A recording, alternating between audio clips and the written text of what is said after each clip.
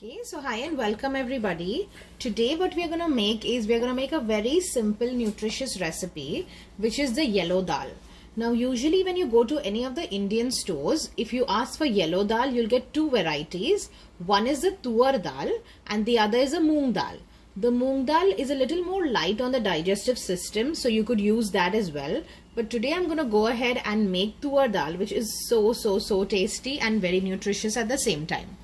So let's go through the ingredients. So what do you need first is you need tuar dal. Now tuar dal is basically split dal like this, okay? And what you need to do is you need to soak it in water for at least 20 minutes. It's not like mandatory that you have to soak it in water. If you want to cook it immediately, you could do that as well. But it gives a much better texture if you've soaked it for at least 20 minutes.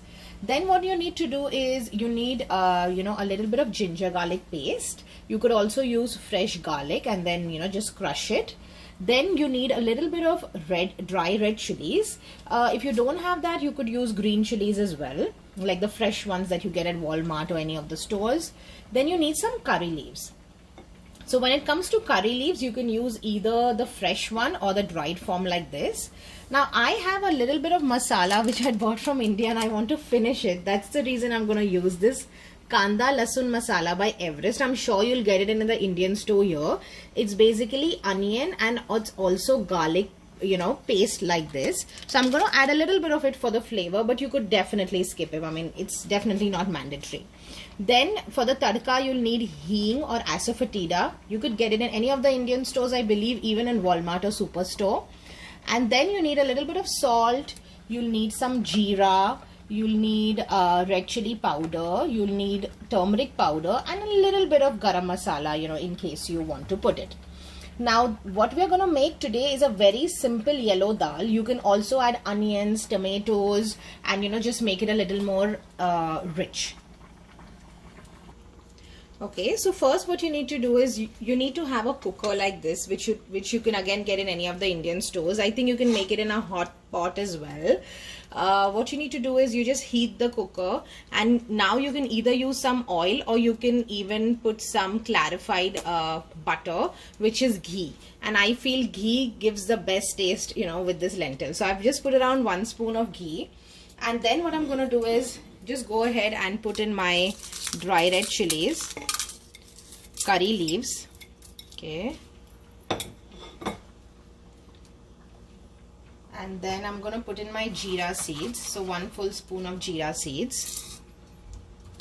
I'm going to put a little bit of hing. Hing always goes into hot oil, so this is the tadka what we are making, so it always goes in here.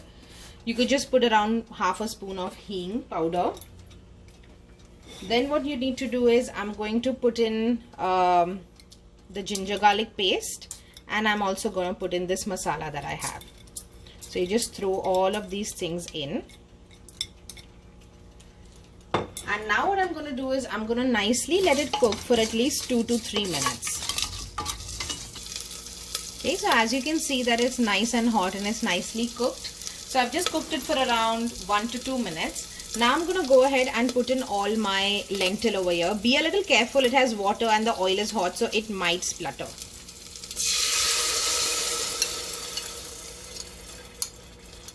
So you just go ahead and add. Okay, so all my dal goes into it.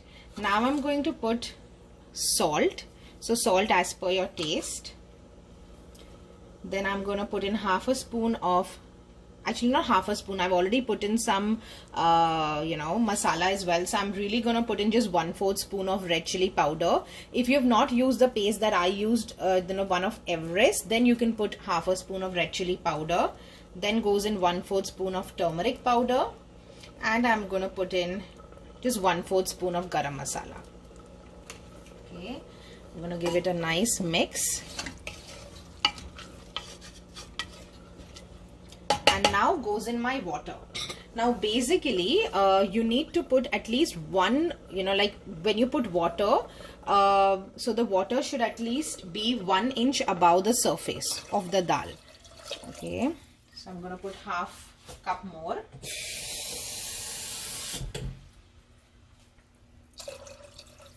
Yes, okay. Even if you put little extra water in your dal, it's okay. But if you put less water in your dal, then your dal can actually get burned. And if you put a lot of water, then, you know, when the cooker will whistle, a lot of water will come out and it will make it very messy. So now all I have to do is I just have to close the cooker and I'm going to allow it to cook for 3 big whistles and 1 small whistle. Okay, so in order to make the whistle small, all I need to do is I just have to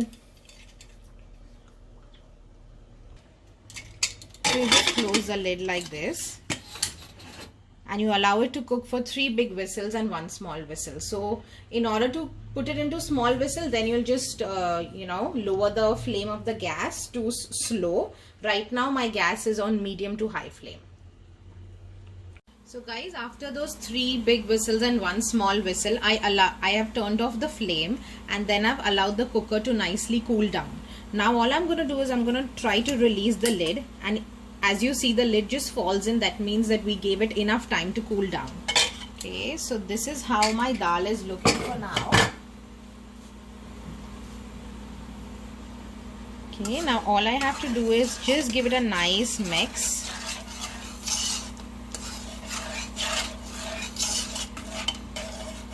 Okay, just give it a nice mix. And our dal is all ready. So you can enjoy this dal either with rice or you can have it with some sabji and roti as well. I'm going to plate and show you how this looks. So guys, this is how finally my dal is looking and I can't wait to dig in. Please do try this recipe. It's very simple and very nutritious at the same time. I hope you enjoyed the video. Please do like, share and subscribe to my channel, and I'll see you next time. Bye.